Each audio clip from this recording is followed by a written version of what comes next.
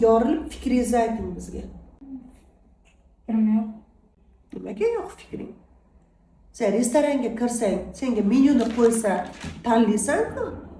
Mana uni yeyman, mana uni yemayman. Oying yo'q, buni ye desa, yo'q, men mana shuni yeyman deb fikringni aytasan-ku. Nega shuncha gaplardan keyin, shuncha og'riqlardan keyin meni fikrim yo'q deb aytasan? Xususiy maktabda o'qiysan yana sen. Yana sening otang bor, onang bor. Nimaga? Sen yana tug'ilganingda otang ikkita qo'y so'ygan nimaga? Osh berib tarqatgan. Men mana osh tarqatyapman, o'g'il farzandli ko'rdim deb ikkita qo'yni kallasini oladi. Nimaga? 12 yildan keyin bitta ayolning oldiga o'tirib cho'rt bo'lishing uchunmi? Bitta katakdek xonada kalta kesak bo'lib o'tirishing uchunmi?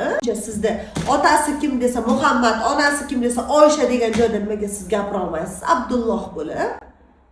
Nimaga siz ismingizga mos duh bera olmaysiz odamlarga? Unda nega ahvolingiz xuddi kaltak tagida qolib ketgan, jazolangan, ichingizdan yorib tashlang. Baqiring, prosta ichingizdan bir o'zingiz og'riqlaringizni mana devoring. Qachongacha tilingizni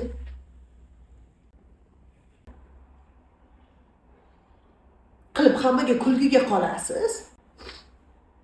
Nimaga meni tomog'im kasal, sizda ovozingizdan balandroq chiqadi? Oyoqdan bilay. Shunday qizlar bor, ota-onasi tirikligida la'nat olib kelyapti.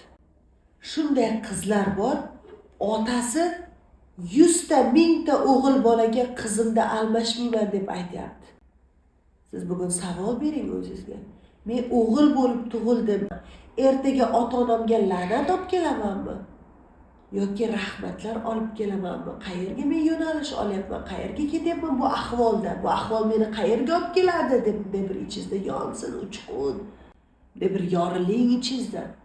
Kalta kesak kalamushga chi qilib faqat tomoqni yeyishni bilmang. Miyani ham tomog'i bor. Uni nomi duh.